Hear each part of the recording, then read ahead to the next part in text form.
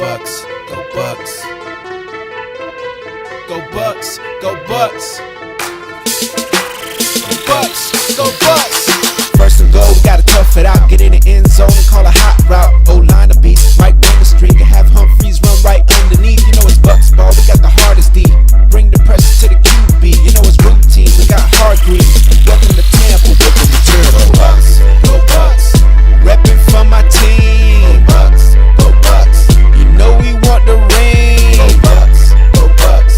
Welcome to the Bay. Go Bucks, go Bucks. Tune in with Buccaneer Blade. Bucks back, we can run the toss like Evans, looking like Randy Moss. And Jameis make the play after play. On the defense, you can't stop Levante. On my boy McCoy, who you can't avoid. At the Raymond James, you about to feel the pain. If you a Bucks fan, make a lot of noise. If you a Bucks fan, make a lot of noise. Go Bucks.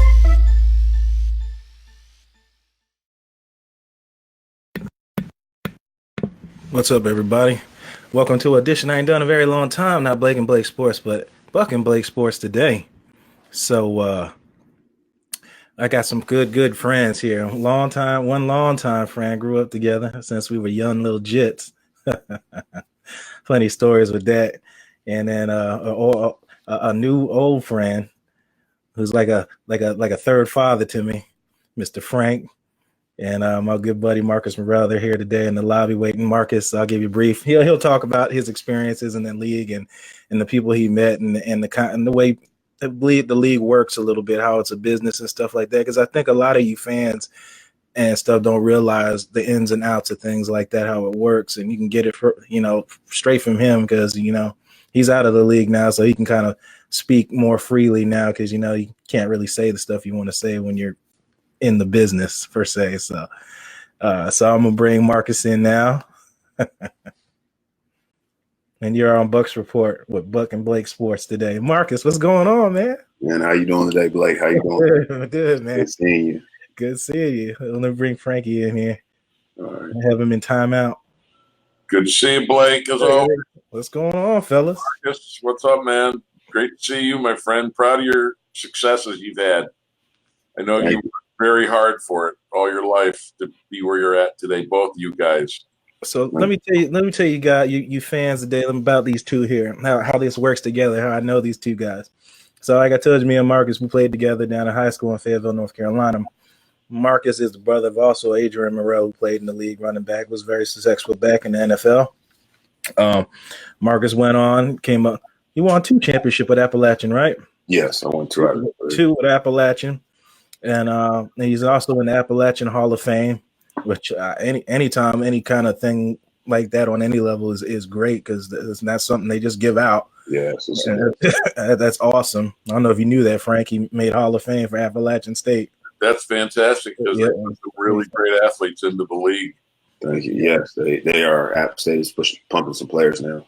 Yeah, and they're getting looked at now, which is good. You guys did a lot for Appalachian, whether you know it or not. You did a lot that helps a lot of the younger guys in the future. And then Marcus went on to play in the NFL, play for the Eagles in the 2007, right? Eagles I was on the practice squad till end of October, 1st of November. Yeah. And then I went to New York Jets and I was with them until 2010. After 2010. Then it was the Patriots, right? Right after that, yes. And then didn't you win a championship in 2011 with the Virginia Destroyers? I was there, but I left. I left like 2 games for the last one. I'm going to be honest. I was kind of tired out after that, like the Virginia Destroyers. And then I went to Canada. It definitely it took a toll on me after that. And I was like, I'm ready to go home. I'm ready to raise my kids. I already had a business started at the time. So I was just ready to come back home. And that's Murrell Motorsports, right? Murrell Motorsport, yes. It's really an auto dealership. It's kind of on pause at this current moment because I'm trying to get past. I'm working on the Series 66. I've already passed the Series 7. The 66, for some reason, it's a little tougher than what everybody else has said it was. They're like, oh, it's a breeze, it's easy. And it's kind of changed. So now I'm truly studying for it. But with Murrell Motorsports, I just sell cars. After I pass the 66, I'm getting more inventory back in there. And I do racing kind of like on the side from it. But that's just what I like to do. That's just my hobby. You better be careful. Danielle's going to go upside your head now. Hey, man, we stay strapped tight. Don't worry about it. She knows she likes me out there racing. She always was a thrill seeker. and what I was saying, how would these two know each other? And I know both of them. Frank worked a long time with John Gruden and Tom Shaw. Of course, a lot of people aren't going to know who Tom Shaw is. He works out in Orlando with some high draft prospects and some undrafted guy prospects. Marcus and it was one of them. And Frank has worked with guys from Calvin Johnson to Bobby Rainey to Marques Murrell. Frank will tell you when he gets his time on the mic. And those two know each other. And ironically, I grew up with Marcus and I met Frank out here. And it's just a small world of how connection and football bring people together. And we all just can share laughs in the end about everything. I guess, when you get older, you appreciate all these little small things. You know what I mean? Yeah. So, Frank, why don't you tell us about your time and how important player development and stuff, these relationships, because you and Marcus obviously have a lot of history together in that short time. He remembers you like it was yesterday. I started with Coach Shaw in 06. He was in New Orleans, that's where he originally started his combine preparation business. And but before New Orleans, he was at Florida State as the assistant track coach there. Mm-hmm. And client 001 was Deion Sanders. Right. And Deion, ran that 4.43 at the combine, and then walked out, right? Then walked out.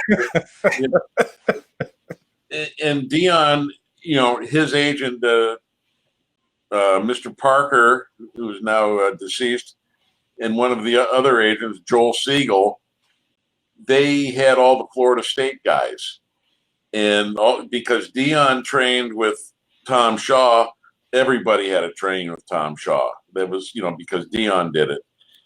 And, over the years, Tom has had like 180 first-round picks, 10 number one overall picks, mm-hmm.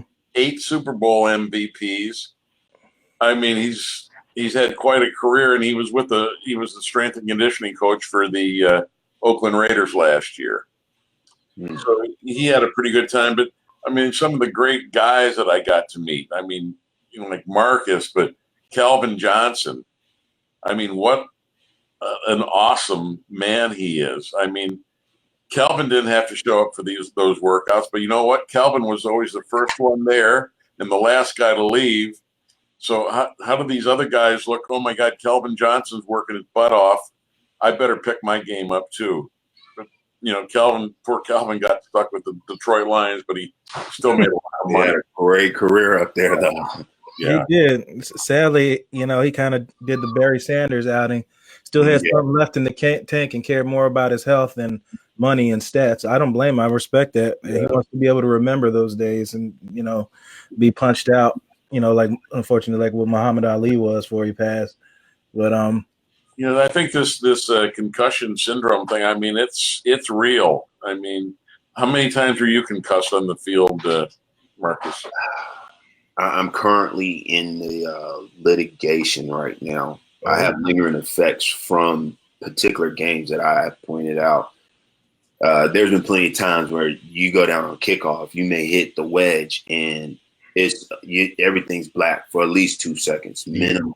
And that ringing noise. Yeah, I mean, that ringing. And if you're blessed enough to stay on your feet and like your knees don't lock up, next thing somebody's right there in your face, and you're gonna open your eyes and make a tackle, you're gonna have another blow delivered to you. Back to back. I mean, I played 4 years of high school football, and I got hit one time, and all of a sudden, I was on the ground. Everything was black, and like the stars were flashing. Yes, yeah. Like, wow. But I hit like that, I got a clipping called in New York against Buffalo, and when I stood up, the how hard I got hit from the back and how quickly I hit the ground, and I stood up. It was so bright, but the light started flashing. And that's when the crowd started popping back up in the stand. Right. It's serious. I was trying to actually get like Larry Johnson's been old running back from the Chiefs, Penn State. He talks about that a lot. I was trying to get him on here and talk about it. So he's been a real advocate for that because he calls it the issues he have. He says they're like what's the word? I'll just use another word, like stints. Episodes will happen. He'll have to excuse himself and walk away. Is that familiar from what you're talking about, Marcus? I mean, there's times I hear people talking about it. I like to just don't hear about it or don't, because I understand the implications of what I've done to my body. But at the same time, I did it in order to put myself in a position for my family, which I will say football, no matter what, football has been a blessing in my life because, it's given me the ability to start a business. It's opened doors for me in certain situations that it would not have opened doors without that on my resume. Very true. Marcus, you were on the Michigan Miracle. Unfortunately, I wasn't. That was my rookie season. Oh, yeah. The kid who was the safety, Lynch. Corey, yes. Corey Lynch. He played for the Bucs also. Yeah. Well, you know who he married? He married Billy Graham's granddaughter. Yes. We all went to school together, so I know her. I know her parents very well, and we're all right here. So whenever we see each other, they're very loving and family oriented people, and I love being around them. I'm definitely going to take my kids to the Billy Graham like Christmas farm. It's like a barn that they walk through the yard, and they invite us out. They normally invite us out there. This year, I will be home to take my children out there. Awesome. Let's have something fun here. So, Marcus? What was the most memorable thing about your whole off season, and coming up into the NFL? Let's do this. What was one of the most eye opening thing, and one of the most funniest things that's happened? During the off season, like my college years going into. Yeah, when you didn't know when I was training. Yeah. The one memory I remember, I packing up my Camaro, and everybody know me in that Camaro. We rode hard. Oh, Lord. I just remember packing up and heading to Orlando, and I know I had a 9-hour trek in front of me, but I was just so excited to leave North Carolina. I was excited. I really liked Florida, and I just remember getting down. Once I got down there, I got checked in with the resort.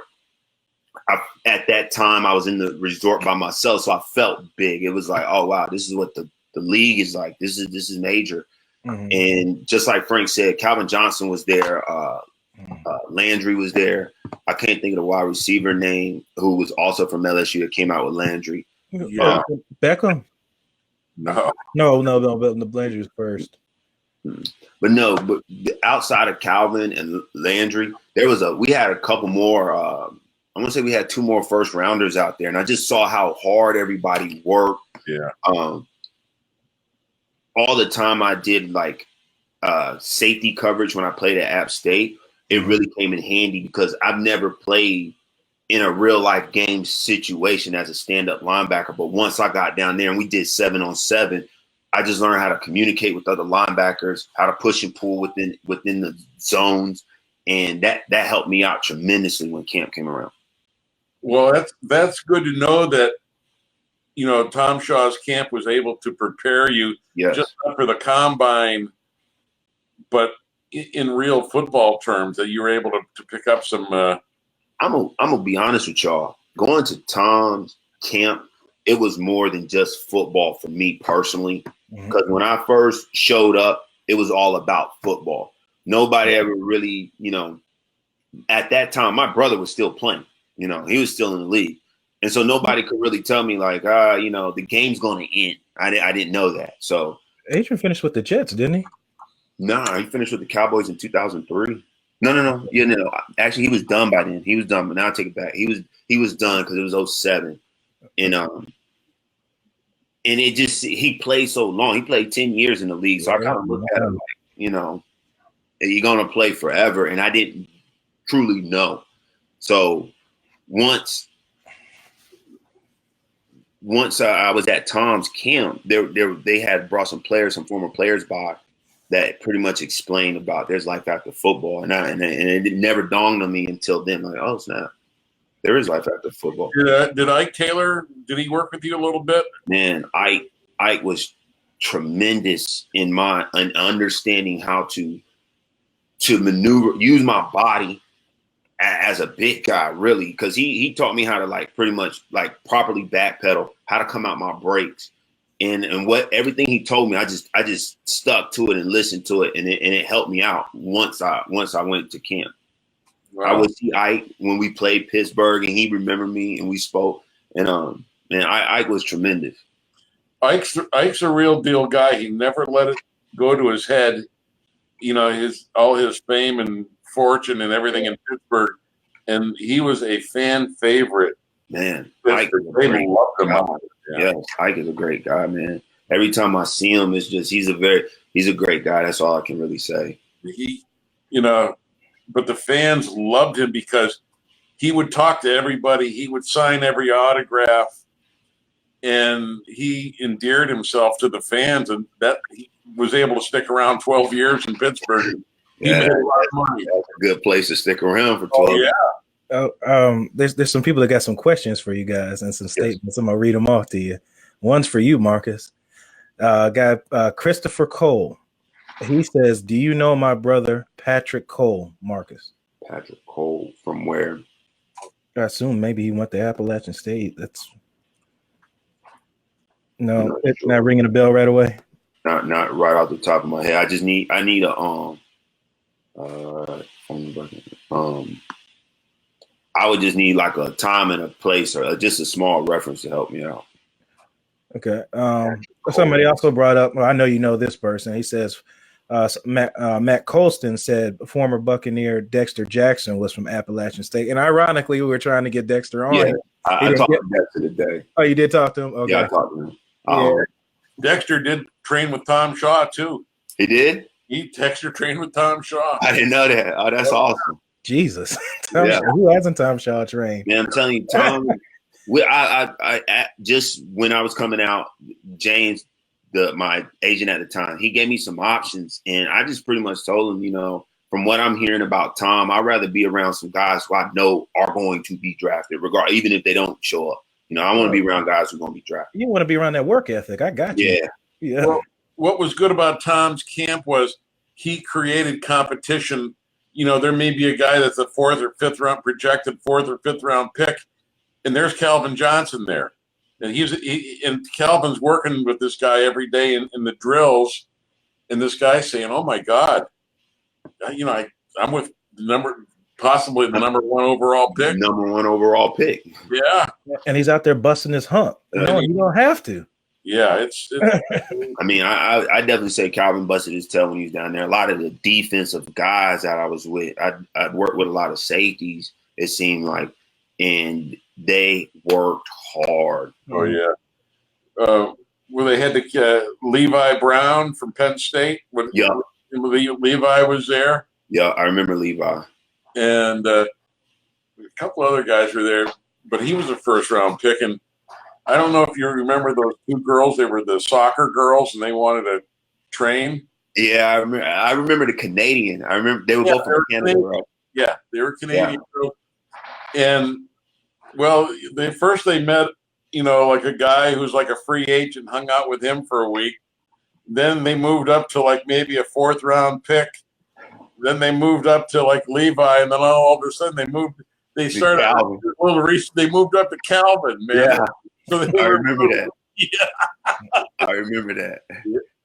Oh, golly. That was my first eye-opening situation about ladies in football, and it was just like the more ducats you got behind you, the more the hearts come over the eyes. I bet.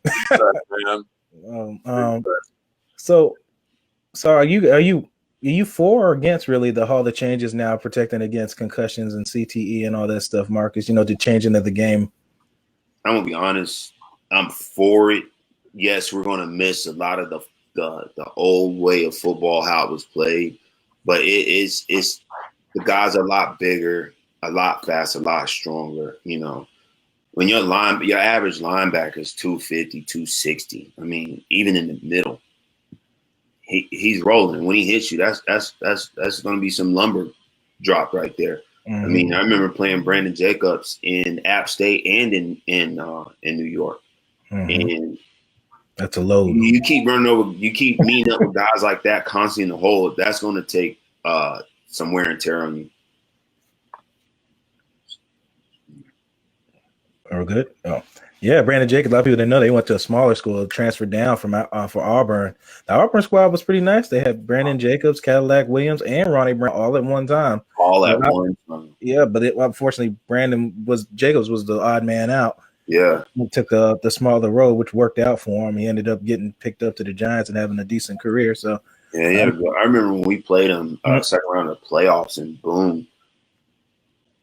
He was coming with that funk, but we just kept gathering. We just kept tackling as a team. And then when they put his backup in, hands down, one of the fastest players I've ever encountered in my career. That was Derek Ward, wasn't it? I'm not sure who he was, but I think he got a chance in the league. Yeah, I think they had 3 backs.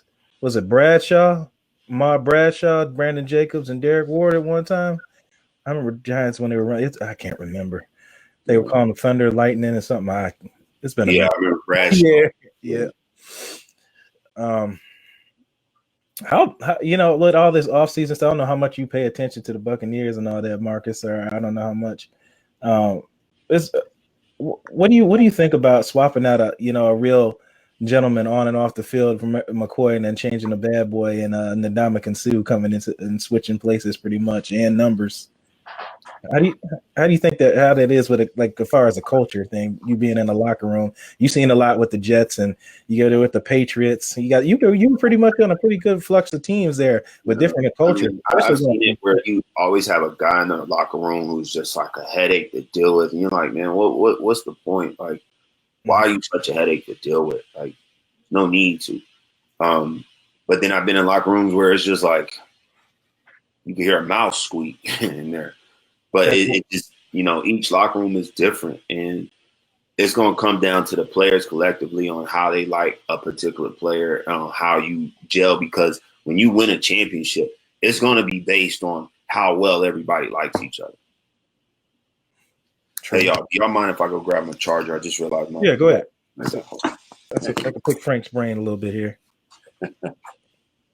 So, Frank, how many years did you do that with Tom Shaw and Gruden over there at the camp? Well, we did. I started there in 2006, and I ended it in, I think, about 2015. So, I had 10 or 12 years doing it. I mean, it's a real hard commute going from Clearwater to Orlando, back and forth, weeks at a time. Put a lot of miles on my car. Absolutely, coming from where you live right now, near me. Yeah. And I-4 is no fun, believe me, man. Always a wreck or something going on there. So, did anybody pick up Gerald yet? McCoy? Gerald's in Carolina. Well, he's going to have two times there to get a little payback. I think that's kind of what Cam Newton was selling him, because from what I understand, and Cam Newton was the big cheerleader on this one. That's probably what he's using to get him to come over. Plus, Gerald doesn't have to come back to Tampa because our home game is in London, so he doesn't have to come back to Tampa Bay. So that might have something to do with it as well. But we do have to go to Carolina, so we'll see how that works. Gerald's been a great Buccaneer. He's been a great guy in the locker room. There's no downside to him. I mean, the only downside is he's getting old. They got the best years out of him. Well, a lot of people say he never really made a whole lot of impact. Now, granted, Gerald did have I found at least 3 plays where he ended the game and made some game saving plays, whether it was a tackle, a rush pass, or a tip pass. But they said in fourth quarters and later in the games he never really showed up. Mm-hmm. Well, with this Ndamukong Suh, how much does he have left in the gas tank? Well, he had less plays than he had less sacks than Gerald McCoy. Gerald had 6 as usual, and Suh had only 4 coming with the Rams line. But they play a different kind of scheme, so it was more pressure-based scheme than a 3-4 defense. And you got Aaron Donald around, so I mean, we'll see. I mean, I hope he produces well here. I'm not rooting against him. I do too. I mean, I know coming out, man, the dude was unstoppable. Yeah, he was a and he played with an attitude, and that's what you wanted at a defensive line. I was actually an advocate for Sue in his earlier years where a lot of people didn't like how he played, and I was like, well, that's kind of how a defensive lineman has to play. You're getting hit every down. You get cheap shot down there in the line that you don't see. That's kind of what Sue was trying to say sometimes, but people won't understand that. The average fan won't, because you can't see certain camera angles and stuff like that. But now you got Game Pass and all this stuff, so you can kind of see all that other stuff. But I like the way he played with that attitude, so I was never against it. I wanted him here when he came a free agent, went to Miami and took that huge contract. If you remember that, when it was him, Cam Jordan, and Olivia Vernon at one point in time. I don't know if you know that Dak Prescott still comes out here to Orlando and trains with Tom Shaw. Yes, he does. He went there as a rookie to do his combine prep and has come back the past 3 or 4 years now, and he really likes the work that they put in. I mean, Coach Shaw worked with Tom Brady coming out as a rookie, and then on 7 years with the Patriots, he was there too. So he had a pretty good relationship with Tom Brady, and they learned a lot from each other. It was a good relationship. Everything all good, Mr. Marcus? Yeah, sorry about that. And my brother showed up at the same time. Adrian's here? Yeah, well, I was looking for the charger, which I found it. It was in an odd spot. And then the doorbell rings. It's my brother. Speak of the devil walks in. Yeah, he walks in. Hey, you call him up, he'll come. Literally spot on. Yeah. You're in Charlotte now, aren't you? Yeah, I'm located here in Charlotte. I live in the university area. There's a lot of little nice pockets here, like Lake Norman. Morrisville's on the outskirts. South side, you got Ballantyne. I really like the uptown area. Actually, I've been looking for homes, but obviously the housing prices are going up when not a lot of people are born currently. But neither here and there. But it'll come. I'm looking for something, and I'll find something soon. You've paired up with Lorenzo since you've been there, I assume, right? Say that again. Lorenzo's in Charlotte too, right? And there's a lot of us here in Charlotte. Yeah. I mean, the city, to me, some days I have to look at it and understand it's the city hustle and bustle life, because I live on one side of town, but I work on the other side at the trading desk during the day. And it takes me 45 minutes one way.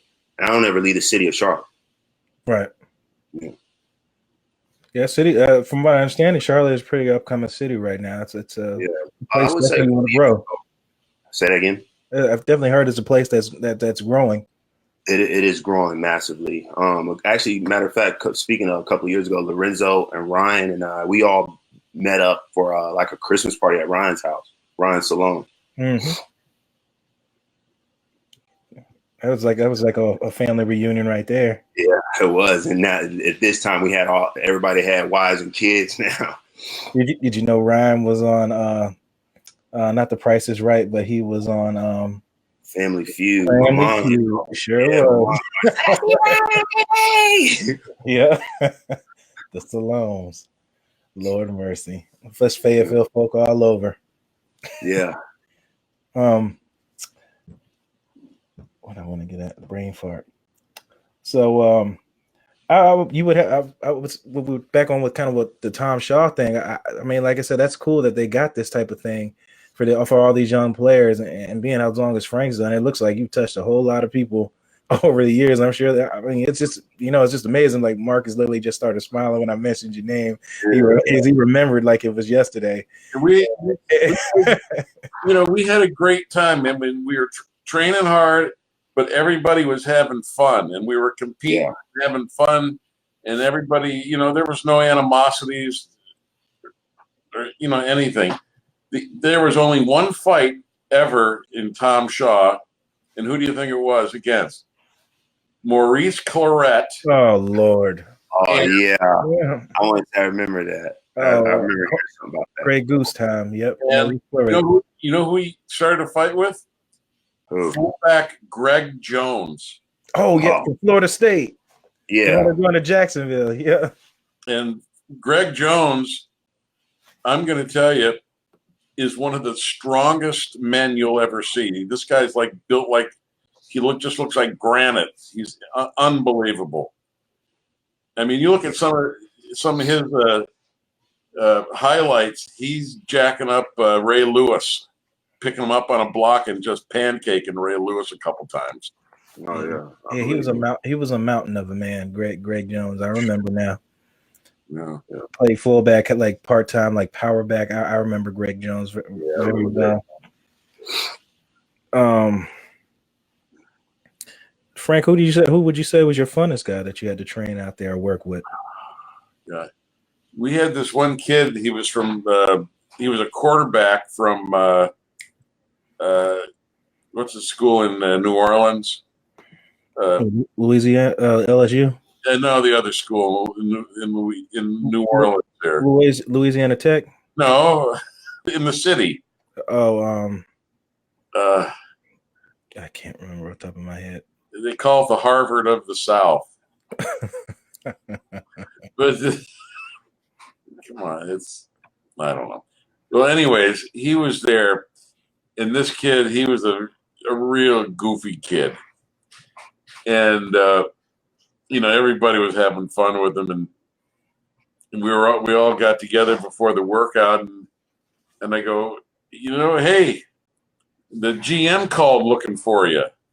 He says Tulane. Was it Frank Tulane? Yeah, Tulane. He was Anthony called. Yeah. There you go. I go, a GM was calling and asking about you.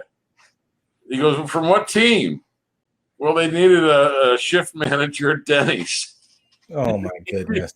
He got so embarrassed that the guys were just rolling on the floor, So he thought it was a team, but it was actually a business calling. Yeah, I think a GM was calling for you. Oh my God! It was from Denny's. That's hilarious. Yeah, we had a lot of great time there, man. That wouldn't have to been Matt Forte, was it? That a Tulane? No, but Matt Forte was supposed to train with us.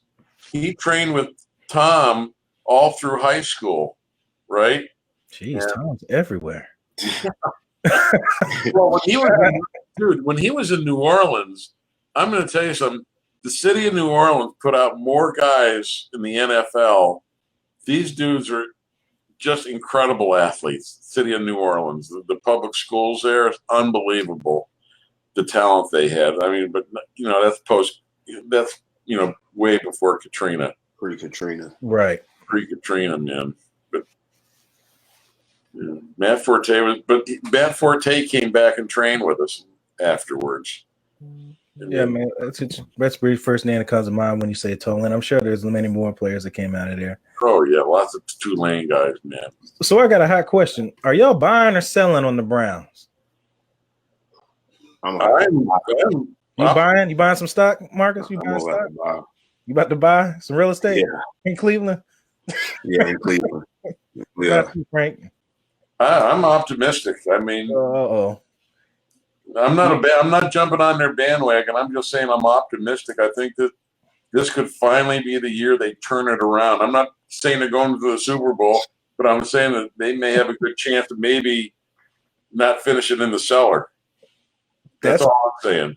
That's a possibility. They do have a chance not to finish last. That's for sure. I mean, they could have a 9-win season, and that would be a fantastic thing for the city of Cleveland after all the years with those teams that they've had.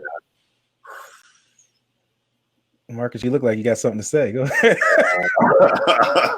No, I don't like to say nothing, but no, I'm rooting for Cleveland because I do want to see them win. Yeah, me too. Long run, but every team has had that. I know the Jets, I know the Bucs have had it, so I know that feeling. It's a feeling that there's going to be some guys that just say, we're tired of losing, we're ready to start winning. Well, you never had that problem. You've been winning since you got into college. Man, I talked. My oldest son just won his first Little League championship baseball game yesterday, and I told him I was quite proud of him because really I threw his towel, the team in on the towel in on his team at the beginning of the season. I was like, I ain't no good, right. But they came back and won, and I realized while talking with him, around about middle school, I started being on football teams where we won. You know, middle school, we went 7-0 one year. I remember the following year, we had won the championship. Our JV year, we won. Did we win the championship that year, or was it came second? Who do we? I know we lost one game. Yeah, it was one game. It was one game. We only lost one game, but we won the championship, right? Mm-hmm. Yeah. So I was on that team. I really never made the playoffs again until my senior year of high school, and then Chris Leak and they just slapped the taste out of our mouth up there in Charlotte. And he broke all records that season. He broke he was doing Carolina record. Yeah, he was doing his thing that year. Well, don't feel bad. He won a national title too for Florida. So that's not bad to lose against. Hey, you would never know. You would have swore that Tim Tebow won that national title. Everybody forgets that. Thank you, Frank. Chris Lee. I appreciate you putting that out there. I really do appreciate you putting that out there. You know, no, Chris, it's true. Florida fans act like Chris Leak don't exist. Correct. I don't think Tim Tebow won both of those titles. They're like, he was on the bench. You know, Chris Leak went to our camp. Oh wow! And he was he was there. He was there that year too. He was there because I also Chris and I remember each other when we got to camp because I was being recruited by Florida at the same time that year, and due to thankful situations, hindsight is 2020. I went there. So, but yeah. But Chris Leak was there. And you remember he had that kid. What was his name? Baker, the touchdown maker. I know he had Muhammad Massaquoi. I know when I see him. Yeah, but I know Muhammad Massaquoi came from there, and Dre Moore was with us. He played defensive tackle. He was with the Bucks for a while. Mm-hmm. I ran into him when he was here for those 3 years. And Chris Leak was actually working. I'm not sure if he's still around now with the Arians era. I know it was either 1 or 2 years back. He was here in Tampa working with players. Doing some type of thing with the players or some type of coordinator or something. But he was here for a little while in Tampa working out here. Correct. Yeah. But yeah, to back up what you said, Frank, they act like Chris Leak never went there. Some people do, but a lot of people it's all Tebow. Yeah. But I can tell you something right now. I was watching the national title game there with Coach Shaw, and I said, Tommy, you gonna try to get Chris Leak to come to your place? He goes, he's more than welcome to come and train with him. We'd love to have him. Mm. And I said, is this kid? I said, is he gonna get drafted high? Tom Shaw told me this the night of the national championship game. He said, this kid can win the national title, be the MVP, and he will not get drafted. Chris Leak. He was right. And he was right. He was right. That's the crazy part about it. And I'm like, wow. He goes, I heard nothing positive from any of the scouts on any of these teams, because Tom knows a lot of the scouts, because the scouts are calling him about guys who are at his camp. He said, Chris Leak, if he wins the national title and the MVP, he will not get drafted.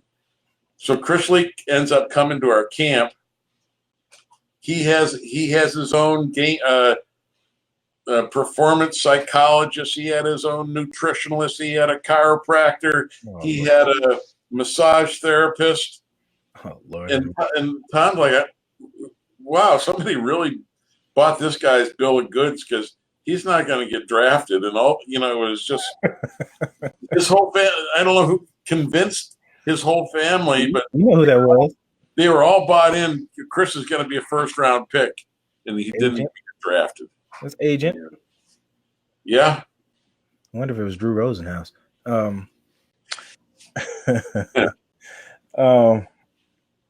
Yeah, it's crazy. It's an influx of players that come through there, and I guess Tom's been doing it so long that he would know.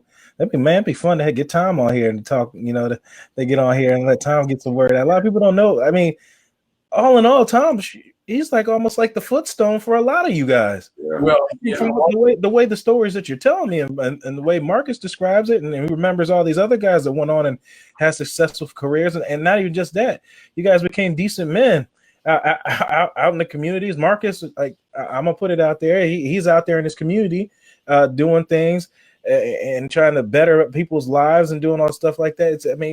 It's great. Marcus came from a good family as well, and he was sharing the family values and stuff with his own family and other people, and you met up with a guy like Frank does the same thing. It's just amazing. Well, we're just like you, man.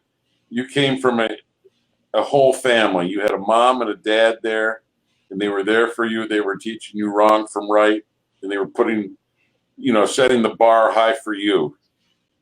They were not going to take you being a failure, and that's how we were successful. I mean, we had our, that's what the game plan is.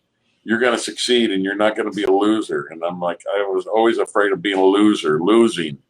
Yes. Disappointing my parents, man. I don't know what it was, but it kept me hungry.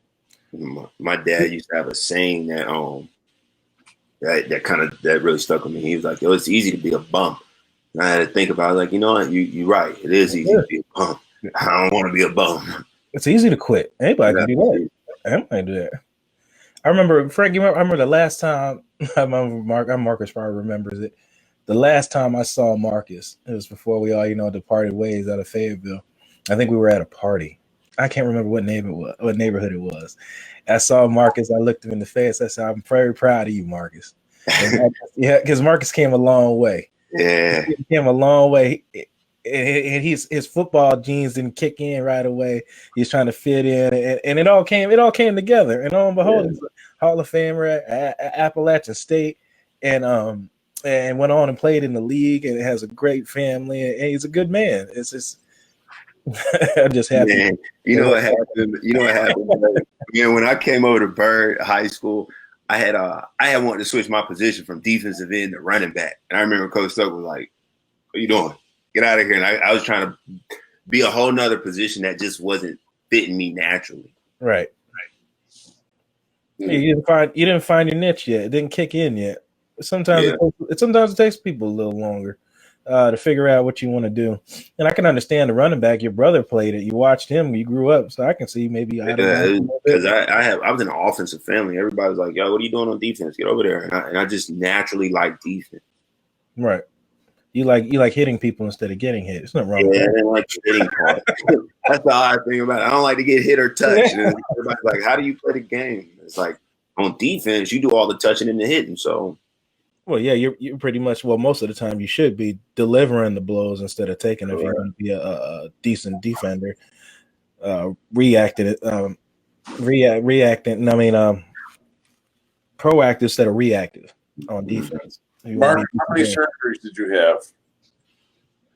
Thank God I have not had a lot of surgeries on my shoulder. My right shoulder has been dislocated. It's all back in place, but it still have little knots. My knee, like now, when I stand up, I can't stand up for more than 15 minutes. Really? While my legs just feel like I've been standing for hours on them. I try not to sit down too long because after a while, it feels like I've been sitting down for hours, and it's only been a minute. So I'm constantly up and down, up and down. Going to see doctors to try to figure the situation out, but it's every day. It's a constant battle. Try to eat healthy, try to stay healthy. Good. You look like you're looking good. You slim there. You ain't looking like you're overweight. You look like you're all right. Oh man, I appreciate that. I watch. Yeah, it's come to the point now. I know I can't eat no bread. I don't eat bread. Okay. If I eat candy, it has to be closer towards right before bedtime because I know I'm gonna get sleepy. I remember like in elementary school, I wanted to play football so bad one year, but I was overweight. I ate a salad every day for lunch just to make weight in the 5th grade, and I pretty much resorted back to that now. I just eat a bunch of salads during lunchtime. The guys earlier, Patrick Cole, he said it was some works with NASCAR. And his name was Patrick Cole. Nothing doesn't ring a bell. If I met him, I may have met him in Montreal when NASCAR came up there when I was in. That's probably what he's talking about. And I just said I needed a name at the time. Because that's the time I hung out with NASCAR. And if I'm not mistaken, I think he was trying to recruit me. He was like, "Man, when football's done, come on over here." I knew I wanted to drag race, so I didn't want to waste anybody's time in NASCAR. Okay. Everything you had the need for speed. Anthony Veno says, when will they NCAA pay players? What do you think about that, Frank? I know you got a lot of stuff on that. Dude, the NCAA is the biggest mafia in the world. I mean, these guys are top. They are making $1 million salaries. The top people in the NCAA. You know, that's another thing. Being the athlete. When do you guys got your phone on? It's catching it. It's probably you, Frank. No, I got mine off. Mark, this you? What's going on? Because I can hear, like when we talk, I can hear through somebody's camera. It could be my camera, but my phone. So you believe they should get paid, or no, Frank? You should leave it as is, or their education's enough. Well, I mean, the college education today is $250,000. You know, football pays for every other sport. There's only 2 women's sports. That is true. There's only 2 colleges that the women's team pays for themselves: Connecticut basketball and Tennessee basketball. All the others are dependent upon football. I mean, it's the truth. It's the truth. You know, and the thing today with the America's women's soccer team, they want to make the same money as those guys do. That's very true. I mean, what do you think, Marcus? Do you think they should get played? Or? You know, I asked that question my freshman year in college, and the athletic director at that time, I can't remember his name. I went to personally ask, I raised my hand, but he told me to write it down. He should play with them. I felt like, NCAA in Appalachian State, and I know the rest of the universities and colleges around the country are asking football players to do a lot when we bring the most money in. And yes, I appreciate that education. I truly do appreciate education because I use my degree till the day. I know at some schools it's a little different on how they're able to pick their degrees. But if you're going to use my number on the video games, if you sell my jersey in there, but you got my last name on the field, but not in there, there should be some form of kickback. Some type of a payment to help these kids out. Maybe not everybody's gonna go to the league. There's a way that there's the fund for all the college kids when they coming out. They'll at least help them, have something in their pocket. I don't know per se what to tell people, but again, NCAA makes a lot of money and they ask a lot from the football players.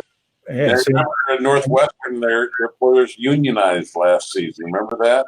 Northwestern football. Nice. And the players, if they get injured, that hurts their draft stock. Sure. Especially if it's the year you need to come out and with no eligibility left, you're kind of boned. Now you got to go to Tom Shaw's camp, which I think everybody should go to. The way you guys describe it makes it. I think everybody needs to go to it. Just on football. I'm not going to say football etiquette is not non-football etiquette, how to deal. I'm sure Tom helped you deal with the press and teach you stuff like that and deal with all the other type stuff. Yeah. Tom was top rated. He just brought everybody in just as if you had to deal. Because also that year I dealt with a PR person. I had talked to one prior to showing up the time. There was a lot of things my brother was able to help me with along the way. Tom showed a lot more of the backside, things that needed to be done in order to have a successful career. And that's important. Something that my name that brings me up is Ja'Kai Polite from Florida defensive end. Ja'Kai Polite. I don't know if you ever heard that. He got in a lot of stiff and probably took a hit in the draft because he ran a slow 40.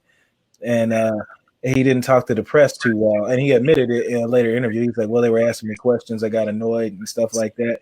And I think maybe, I don't know, I'm not sure if he went to – Tom's not doing the camp right now. Is he Frank? He's not right now, right? I think he has a couple NFL guys who are not on teams, who are free agents, training with him now, and a couple of college kids that their parents have enough money to send them down there. He's got them trained, but he also could get a lot of high school kids too. That's the thing about Tom. If you're a high school kid, you're going to be training with a top college guy and an NFL guy. So you're going to pick up a lot of things if you live in Orlando and you're lucky enough to go there and train with him. Yeah, Tom should get something out in this area too. I bring up Ja'Kai Polite because I play flag on Sundays, and he was actually out there training. He was out there playing at the turf field that we play at, and a lot of pro players and everybody train at that. That's for Winston over there at Skyway Park. And I'm not sure if you're familiar with that, Frank, at all. I'm not sure if you are, Marcus. I mean, it's in Tampa, but a lot of people train at that turf field that we play at. And Ja'Kai Polite was out there. He did look a little overweight when I saw him, so I could probably understand why he probably ran that slow 40. But I think it's really important how to deal with stuff, non-football as well, especially in this whole draft process, because you're basically like a prize horse, and everything you do is looked at and scrutinized. And are you fast enough? Are you big enough? Are you smart enough? Here's one thing that your pro day 40 or your combine 40, that sticks with you your entire career. That is like tattooed on you. Yeah. Ray brings up a good point, Marcus, what you were talking about earlier. Ray Kennedy says, at least the way these people out their bodies on the line, there should be a long-term health insurance to take care of the injuries they sustain in collegiate sports. Yeah, I agree. If there's any type of injuries from collegiate sports, they need to pay for it some way, somehow. I mean, yeah, you got team doctors now taking care of you, but it's not the same. It's not the same. Once you out and nobody, that's another thing about a sport. So like even collegiate players go through this situation just like professional athletes. Once school is over, once the sports is over, you're kind of like caught in a zone, like, well, I have a degree, but I don't quite know what to do because all my life, I've had some kind of structure. I had some place to be. I had to do this. I know this weekend is going to be on this, that, and third. So you get caught out there like, I don't know what to do. Yeah, so pretty much once you're out of their little system, it's pretty much you're on your own after that. And, it kind of breaks my heart to hear you have to say that you can't stand up for so long. And then you got kids that want to play, and especially long term. You got a wife, she wants to do certain stuff. So it kind of hinders you from doing certain stuff like that. But again, it was part of the game. I signed up for it. Yeah, can't take it back. The thing is, I was able to get things going in the direction I wanted. Yeah, again, if I'd have been able to play the whole New England season, maybe my life would have been just a little different. The only thing different was I would have bought a nitromethane car. That's it. I was ready to drag racing by then. But again, football granted me the opportunity to meet people like Antron Brown, Morgan Lucas, people I still can communicate with till today. Whenever they come to Charlotte, Atlanta, Virginia, I try my best to always make a nitro race with NHRA. Currently the fixed income desk I work for, there's 4 people on it. I make the 4th guy. 3 out of 4 of us we all like the race, and so now I go horse race with these guys on weekends, some weekends. So that just helps, continue to further my love for racing. I still want to be in sports, even though my football playing days are over. Now I'm just in a different sports arena. Right. And again, somebody brings up a good point here. Matt Colston says, I believe NCAA athletes should get some sort of salary. They don't have as much free time to find part-time jobs. That by itself should be understood. Time equates to money. I don't think they're allowed to have part-time jobs when they're on scholarship, right? Are you? It just all depends. They had helped us out one time because there was one year we was up there during the summertime, and everybody was kind of like, we're here in the summertime, but we don't have no way of making money. Obviously, we can't do anything during the school year, so they had kind of helped us out finding jobs locally. at that time, I was still running back and forth from Boone to Fayetteville. I would work at Underground. I was still working at the mall at the time. Not Cross Creek. Huh? Not Cross Creek. Yeah, man. I worked in Cross Creek Mall all the way up to my senior year in college. After Radir Mallard, the manager who hired me left, they had another manager come on, and she had a different attitude. And after that, I was like, you know what? I'm just focus on football on the weekends. So I'm not even stressing about this job no more. Right. And again, you're here with Frank Byer, work with Tom Shaw to help many young players since 2007 on or 2006 on? 2006. 2006. And Mr. Marques Murrell, Hall of Fame, Appalachian. Man, before we get off, if we get off, I do want to say this one thing while I got Frank on the phone. I really want to say thank you, Frank, for all the help you did for us down there and just showing us something outside of football. You showed us wrestling.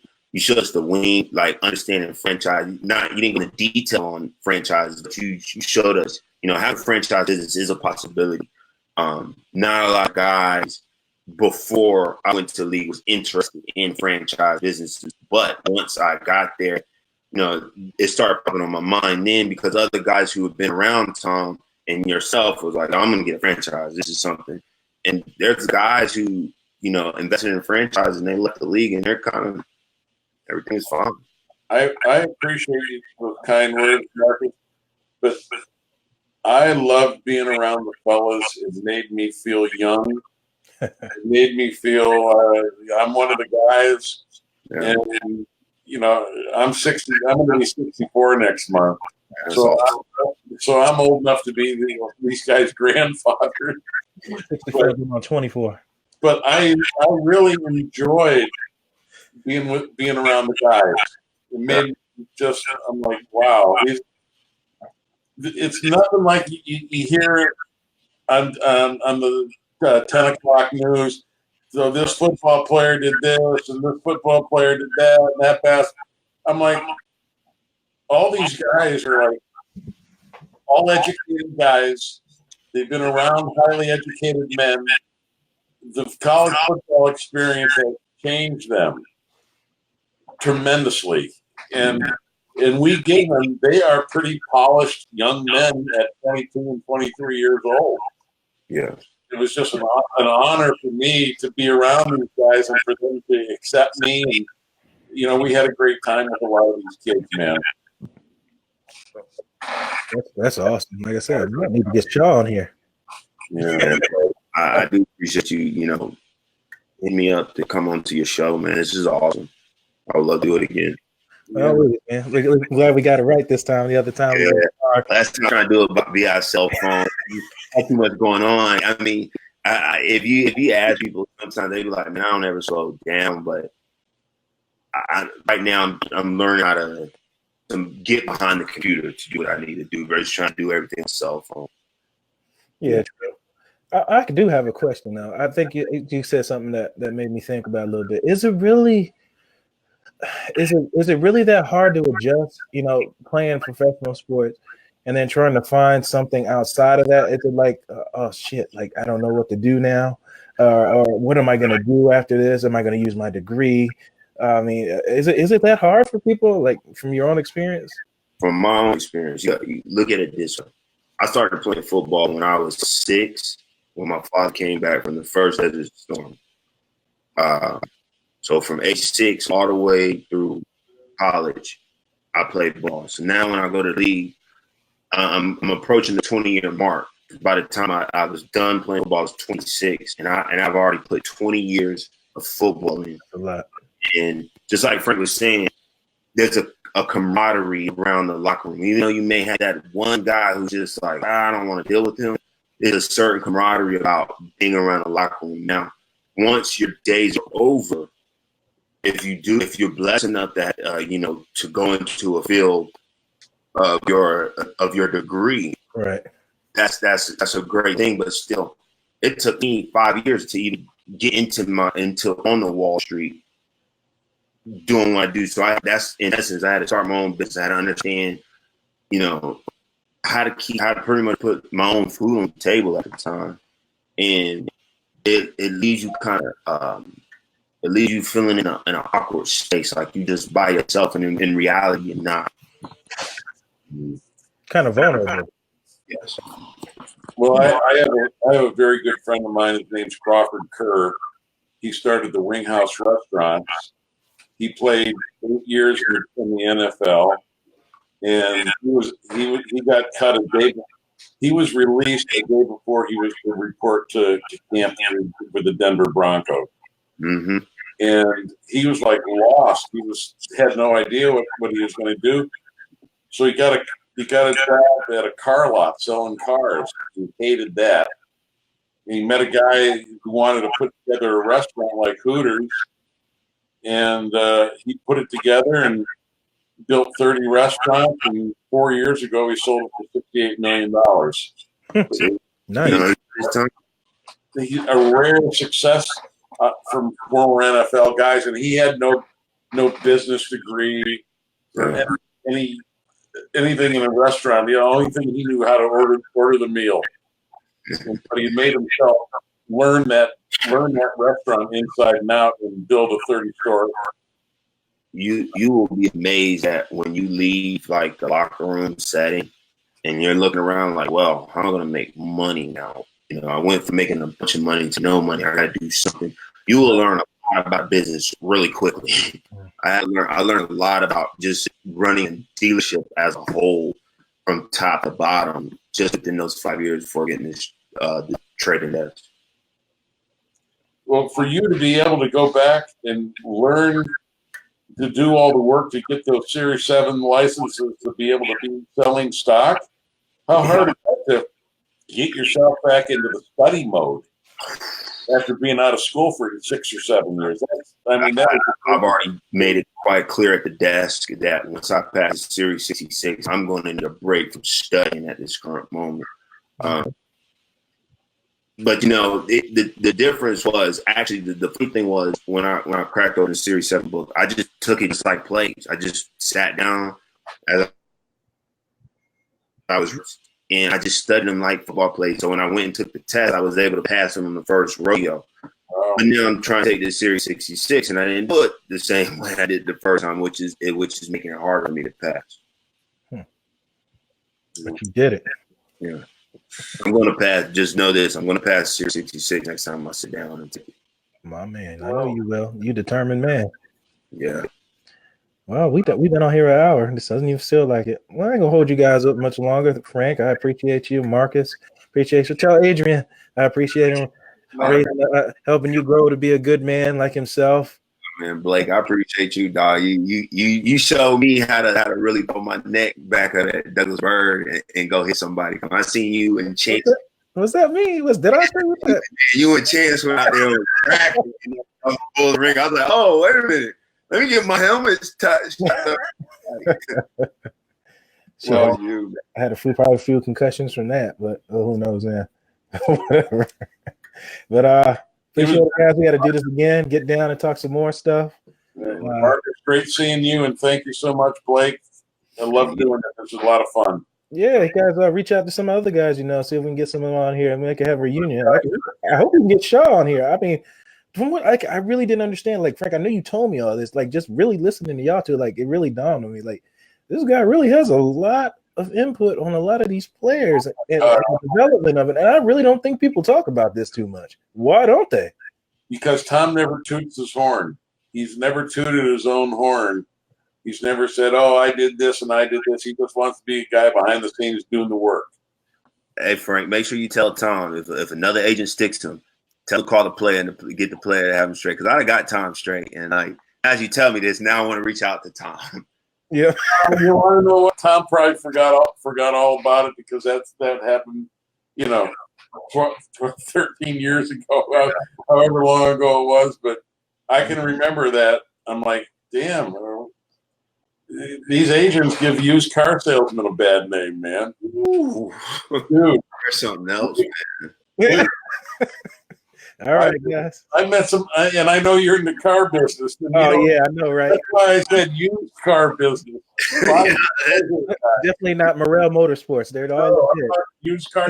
5-year pay here.